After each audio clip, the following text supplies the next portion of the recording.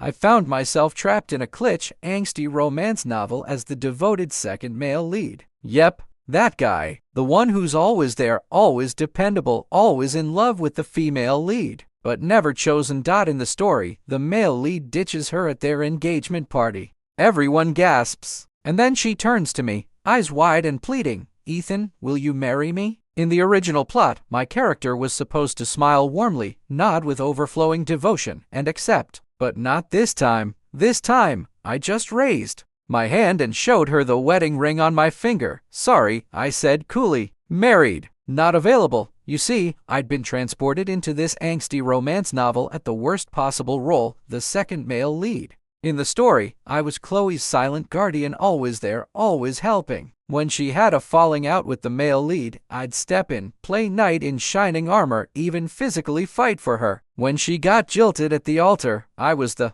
substitute groom to save her from public humiliation. When her company was targeted by Caleb's business, I threw my family's corporate money into the ring to save her. And yet, even after I married her, yes, legally married her, she and the male lead, Caleb, never really separated. They stayed emotionally tangled. She even ended up pregnant with Caleb's child and me. I was supposed to be so ridiculously oblivious that I promised to raise the child like my own. In the end, after solving all her problems and being her unwavering pillar, I was scripted to file for divorce myself. Heroically, like a gentleman, the main couple, Chloe and Caleb, got their happily ever after.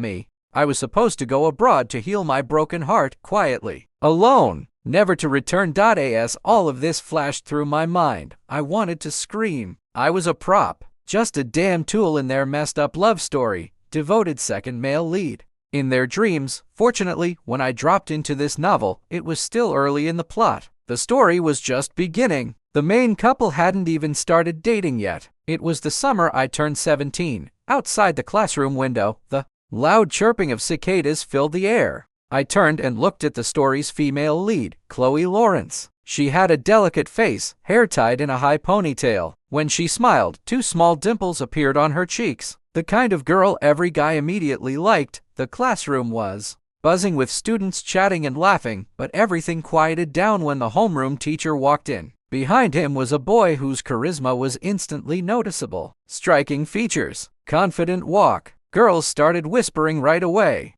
including Chloe. That was Caleb Sterling, the male lead, the heir to the Sterling Corporation. The school's official heartthrob. From that moment on, their romance unfolded just like every teen romance plot: fateful encounters, accidental touches, shared moments. Before long, a photo of them kissing made it onto the school's confession page, and they became the school's official couple.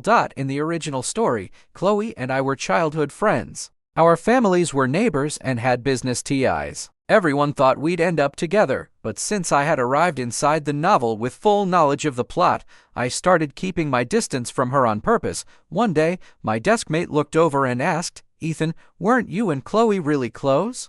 I haven't seen you two together lately." I shrugged. "We're just neighbors. Not that close." "Don't read into it." He clicked his tongue. "Didn't you say you guys would go to the same college?" I gave a small smile. "You also said you wanted to save the world." "We were kids." My tone was calm as I watched Chloe and Caleb walk into the classroom, laughing and chatting. I felt nothing. Getting close to the main characters would only bring chaos. Still, they noticed my gaze. Caleb smirked, eyes full of challenge. Chloe started walking over, maybe out of habit, but I quickly looked away, pretending not to see her. Her steps faltered. She looked confused but quickly turned back toward Caleb. Their relationship? A full-blown whirlwind. They were always either making out or breaking up. Chloe was gorgeous, smart, from a good family. Boys adored her. Caleb had girls trailing after him wherever he went. Jealousy, misunderstandings, constant drama. In the book, every time Chloe felt hurt, she'd run to the second male lead, me. I'd comfort her. Once, I even got into a huge fight with Caleb on the basketball court. I broke a rib and spent over a month recovering. And what did she do? Blame me for being too rough. Yeah, not doing that again. Still, one afternoon, Chloe came to my desk. "Ethan, can I talk to you?" I raised a brow. "What's up?" She looked nervous. Not the confident Chloe everyone saw. She hesitated, then said, "I don't know who else to turn to. Can you help me?" Tears welled in her eyes. I quickly held up a hand. Hey, don't cry. How can I help if you don't tell me what's wrong? Her eyes brightened a little. Caleb wants to break up with me. Please, can you go ask him what's going on? We were fine yesterday. He's blocked me on everything. Ethan, I need him. I can't live without him. We've been friends forever. Right? Please. Watching her sob over him like her life depended on it. I had no words. In the book, even after Caleb caused her father's death, she still took him back. She was completely love-drunk. Fine, let her have it. I'll help you this one time, I said. But don't bring your problems to me again. I'm busy. And then I found out what was really going on 6 months earlier than it had happened in the original story. Chloe's father had schemed to win a major business bid over Caleb's father. The Sterling Corporation came under investigation, and in the stress of it all, Mr. Sterling had a cerebral hemorrhage. ICU. Critical. I already knew how this would go. Mr. Sterling wouldn't survive. The company's stock would crash. A messy power struggle would follow. Caleb wasn't ready to take over and would be forced to leave the country to regroup. Just like that, Caleb left. Chloe didn't know why. She spiraled into a deep depression. She didn't know her own father was the reason. But honestly, even if she did, she probably would have forgiven Caleb anyway. It was their destiny. As for the second male lead me, aside from being blind to Chloe, I was perfect. Handsome, rich, smart. I never understood why I was so obsessed with this girl. After graduation, I turned down my dad's offer to study abroad and chose to major in finance at Stanford. Chloe, meanwhile, tanked her college entrance exams because of Caleb's departure. Her dad sent her to an art school in Paris. In the novel, the second male lead followed her to Europe out of devotion. He defied his parents just to stay close to her, hoping that after 4 more years, she'd finally love him back. But a second male lead is still a second male lead. Doomed from the start, before she left for Paris, she came to find me, but I wasn't home. I'd left on a solo road trip across America at the start of summer. I only came back right before the semester started. By the time I heard she'd come to say goodbye, Chloe was already on a plane halfway across the world. My mom looked at me and asked curiously, Ethan, why aren't you're not concerned about Chloe anymore? Mom asked curiously. I remember you used to be the most anxious one whenever something happened to her. Your Aunt Lawrence and I even thought you two might end up together. Mom, I sighed, I just see her as a sister. There's no romance there. Please don't spread rumors. I see. Well, the Lawrence family is a step down from our Grant family. I was worried you were going to be hung up on her, but it seems I was overthinking it. She changed the subject, her tone lightening. By the way, do you remember the Henderson family's daughter? I've met her. She's quite beautiful, and also I'm only 18, I interrupted, cutting her off. I'm not even old enough to get a marriage license yet. You're being way too hasty. Apparently, it didn't matter where in the world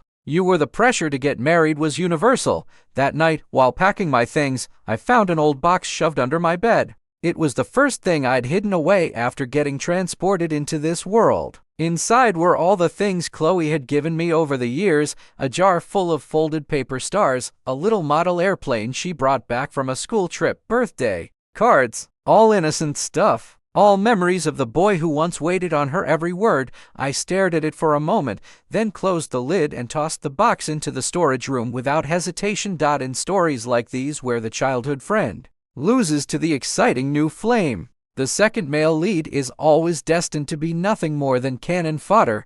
After starting college, I had no more contact with Chloe. Or more accurately, I cut off all contact with her. It wasn't until the summer of my junior year that we ran into each other again. She and her mother had come to visit my family. Mrs. Lawrence greeted me warmly. Ethan, you're back. It's been so long. You've gotten even more handsome. I don't see much change, my mom replied with a smile. But Chloe has certainly become more beautiful. The two mothers went off, exchanging flattering remarks like old friends. I nodded politely, gave my greetings, and was about to walk away when Chloe suddenly called out, Ethan. She turned to my mom with a sweet smile. Andy, Ethan and I haven't seen each other in a long time. You two catch up, I'll just borrow him for a bit. Without waiting for my response, she grabbed my hand and pulled me outside. I quickly pulled my hand back. Chloe froze for a moment, then gave me a playful wink. Good thing you're back. Otherwise, I wouldn't have had an excuse to escape. Right? I kept my expression unreadable. Well, if there's nothing else, I'll be going. I turned to leave. Ethan, she rushed in far. Before I went abroad, I came looking for you, she said quietly. Your mom told me you hadn't come back yet. I messaged you on Facebook, but you never replied. You used to be the first person there for me whenever something happened. Now, it feels like you look at me like I'm a stranger. Did I do something wrong? Why are you ignoring me? Her eyes were full of grievance, like I was the one who had wronged her. I let out a breath. Chloe, I remember back in high school when you asked me for help. I told you that was the last time. Did you not understand what I meant? Her eyes widened and she bit her lip, clearly on the verge of tears. I continued, my voice calm but cold. I admit, the old Ethan had feelings for you, but what makes you so sure those feelings would never change? When you and Caleb were caught up in your whirlwind romance, did you ever think about the Ethan who stood by your side for 18 years? When you were heartbroken over Caleb and came running to me for help, did you ever once stop to think about how the Ethan who liked you might feel? Her face turned pale. The Ethan who always put you first, I said, my tone quiet but firm. He's long gone.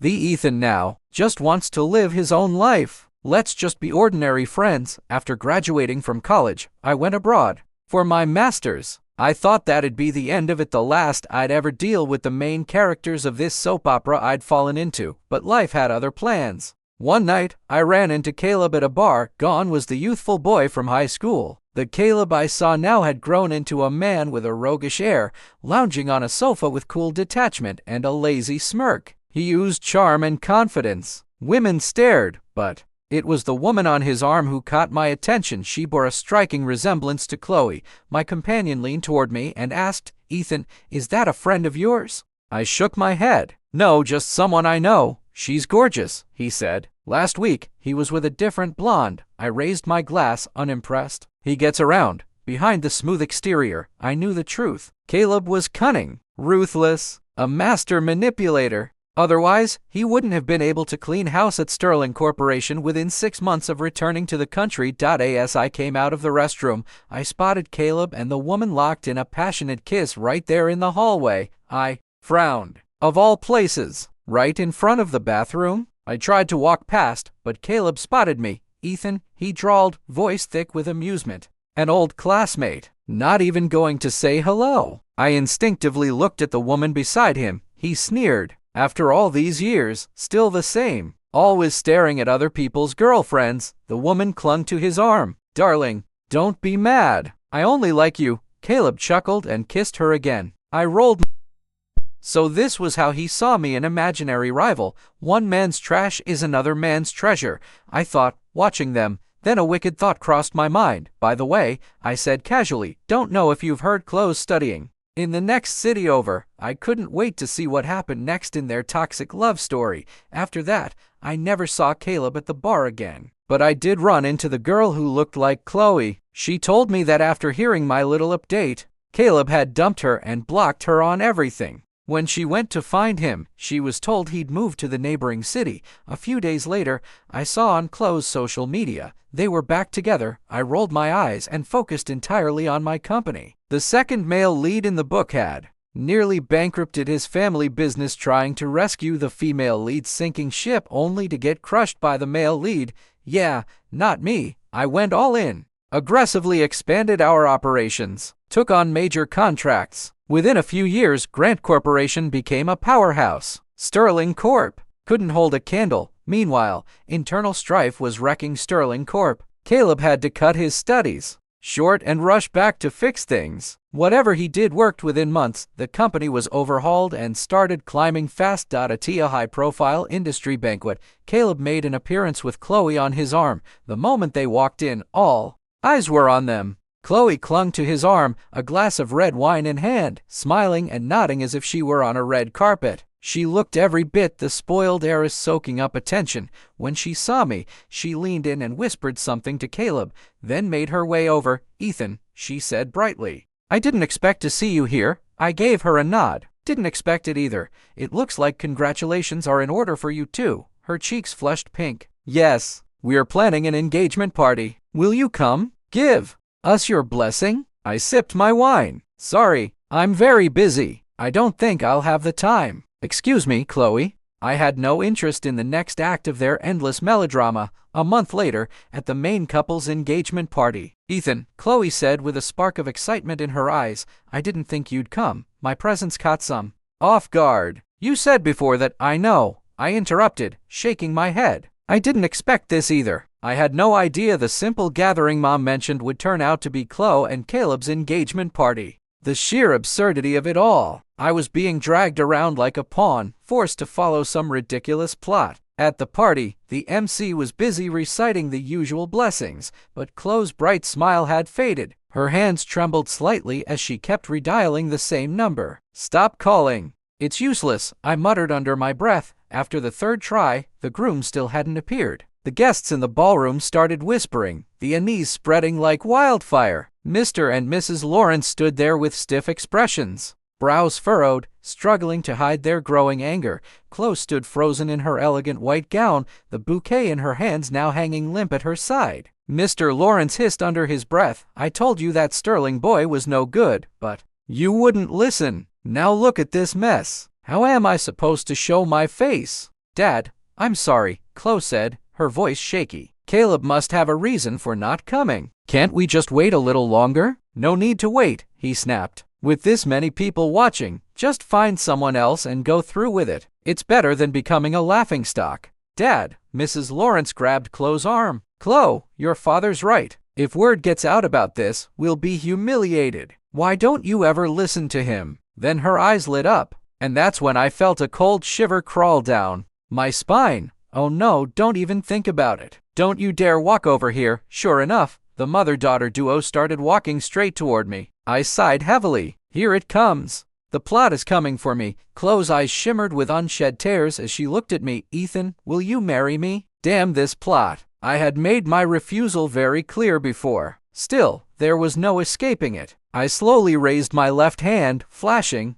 the simple wedding band on my finger. Sorry, married, not available. Chloe's eyes widened in shock. How? I never heard. I gave her a half smile. Marriage is a private matter. I don't think I'm obligated to report it to you. Am I? She was at a loss for words, but her mother recovered quickly, her tone sharp with accusation. Mrs. Grant, how come we've never heard anything about Ethan being married? It's a huge deal. My mother, clearly annoyed but trying to remain civil for the sake of their long-standing friendship, responded calmly. Our children are grown now. We can't control everything they do anymore. Realizing I was a dead end, they quickly turned away in search of another poor soul to fill the role. Watching them walk off, my mom muttered angrily under her breath, the Lawrences are so shameless. Trying to use my son like that. I must have been blind. It's okay, Mom, I said, patting her hand gently. It's not too late to see clearly now. Then she turned her glare on me. And you rascal, getting married without saying a word.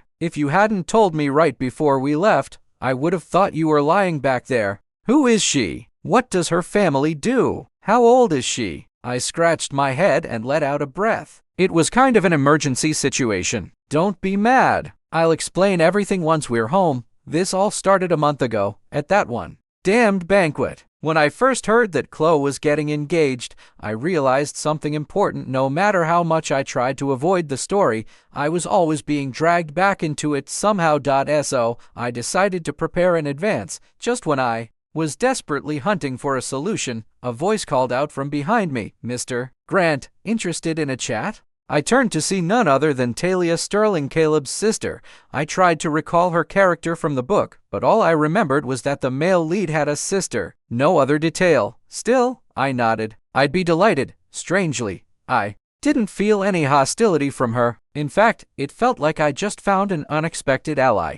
We left the venue and drove to a scenic little coffee shop. From the moment we sat down, Talia stared at me intently. I chuckled. Miss Sterling, no matter how long you stare, flowers won't grow on my face. She laughed out loud. Mr. Grant, you've got a great sense of humor. I was just thinking everyone always says my brother is handsome, but now that I look closer, you're not bad either. I raised an eyebrow. You're too kind, Miss Sterling. You're very beautiful yourself. Thank you, she said lightly, lips curling in a half smile. So, Miss Sterling, you wanted to talk because... She leaned forward slightly, her tone serious now. I was wondering if Mr. Grant would be interested in a partnership to take down Caleb Sterling. I blinked. Interesting.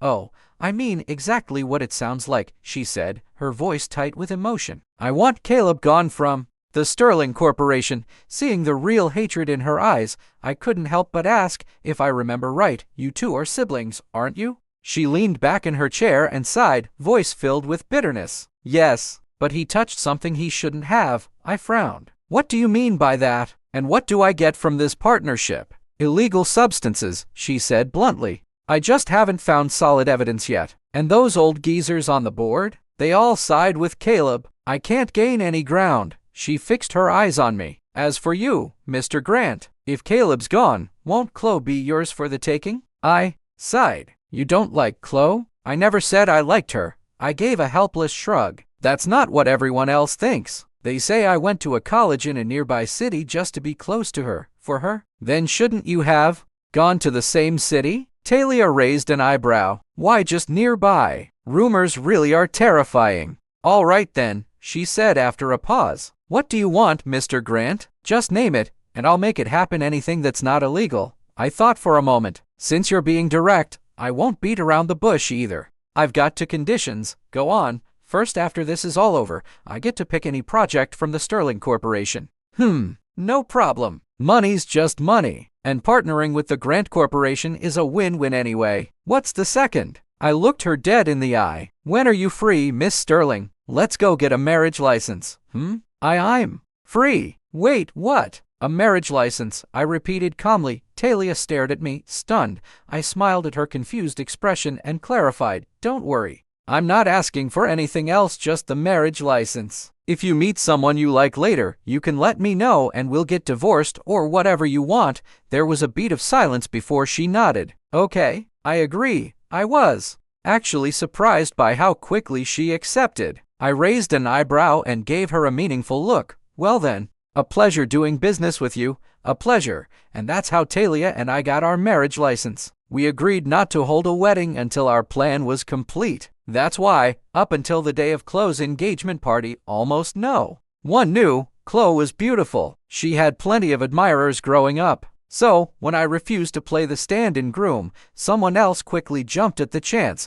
When I saw who it was, I couldn't help but click my tongue. Zach Zimmerman. From the Zimmerman family, arrogant, stubborn, and his family's company? A joke filled with unqualified relatives in cushy positions. In the book, they didn't even make it to the end before Caleb devoured them whole. I was really curious to see how things would unfold now. The marriage between the Lawrence and Zimmerman families made headlines. A handsome couple is always a public obsession, and by this time, Caleb had already learned the truth about everything. After his father's death, the chaos at Sterling Corp, and being forced into exile, Caleb was finally ready to strike back at the Lawrence family. Practically overnight, the business world was thrown into disarray. Caleb moved fast to fast. In a matter of days, he crushed both the Lawrence and Zimmerman families, pushing them to the edge of bankruptcy. What shocked me most was how completely defenseless the Zimmerman family was against Caleb's attack. In the original version of events, I at least gave them a fighting chance. But this time, they didn't stand a chance.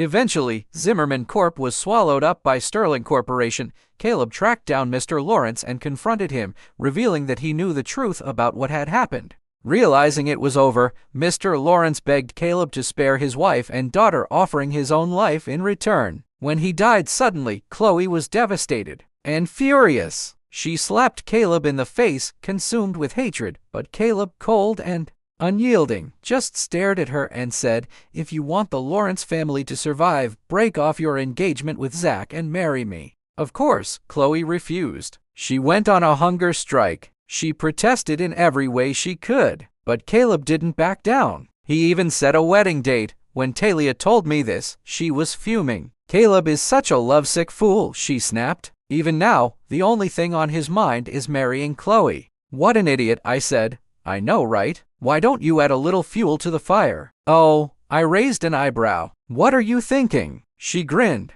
"We can't let Chloe marry Mr. Sterling without knowing everything, can we? Why not give Mr. Sterling a reel chasing his wife through the crematorium-type drama?" Talia's lips curled into a wicked smile. "That's a great idea. She grabbed her bag and rushed out. Once she left, I checked my phone. A message from the private investigator had just come in. My expression darkened. Ever since I teamed up with Talia, I'd been digging into the so-called illicit substances she mentioned. I never expected Caleb would actually get involved. In that kind of business, things were about to come to a head. Talia went straight to the villa where Chloe was staying. The moment she stepped inside, she put on a full performance accusing Chloe of being a manipulative leech, someone who had degraded herself to cling on to Caleb. Chloe stared at her in disbelief. And then Talia dropped the truth. She told Chloe how Mr. Lawrence had framed Caleb's father, leading to his death, and how Caleb was forced to flee the country. Chloe's eyes welled up with tears, and she shook her head in denial. Talia didn't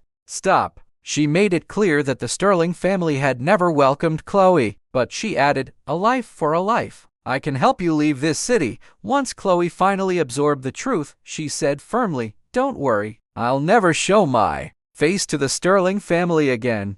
That afternoon, under Talia's arrangements, Chloe and her mother boarded a plane and flew overseas. That evening, when Caleb heard that Chloe had disappeared, he walked out of a critical business meeting without hesitation and began searching for her. I stepped in and calmly took his place at the negotiating table and managed to strike a preliminary deal with our business partners. Thanks to my and Talia's behind-the-scenes work, Caleb couldn't find a single trace of Chloe. He launched a global search, but came up empty. Meanwhile, unrest was growing inside Sterling Corp. People were beginning to resent his lack of leadership. After a string of failed deals, the discontent reached a boiling point. That's when Talia made her move. She walked into the office with me on her arm and announced our marriage along with a massive investment from the Grant Corporation. After landing a major multi-million-dollar project, the staff began to view this once unknown Aries in a new light. Why rely on a lovesick CEO when someone like Miss Sterling, who brought in massive deals and solid investors, was clearly more capable?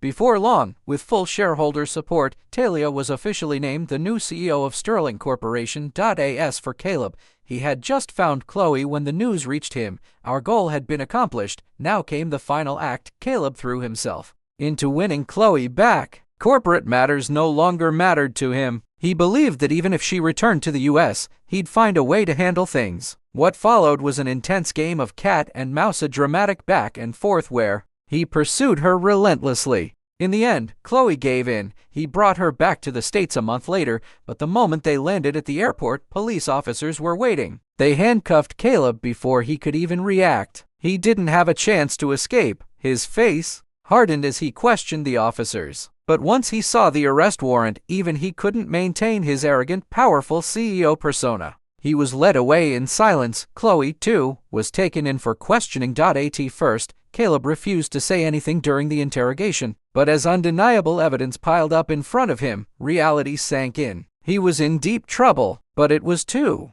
late now. The moment he decided to get involved with those illegal dealings, his fate was sealed. When the court announced his death sentence, the once proud and domineering Caleb was a mere shadow of himself.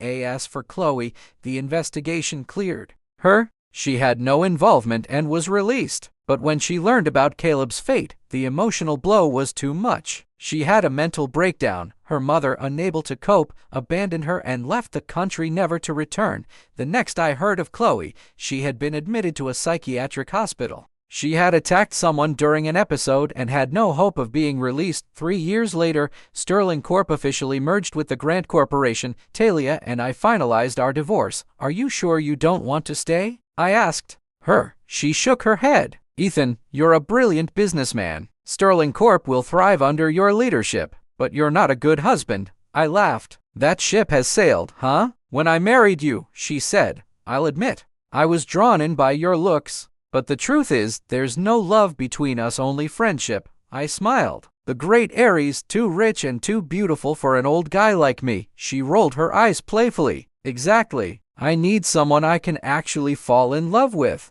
You're just a workaholic. Not my type." I chuckled. "Fair enough. Well," she said, checking her watch, "I've got a flight to catch. Text me when you land." "No problem." With that, she gave me a wave and walked off, head held high. On the way back, my phone rang. "Son, is Talia gone?" "Yeah, she just left." Sigh. "Talia was such a wonderful girl. What were you thinking? And by the way, My mom added, "You're coming home this weekend." This weekend? I've got a seminar. That's an order. Your aunt, Henderson, and I finally lined up a match for you. If you don't show up, I'll come to your office myself. Got it, Mom. I hung up and sighed deeply. Even the most ruthless CEO can't escape his mom's matchmaking missions.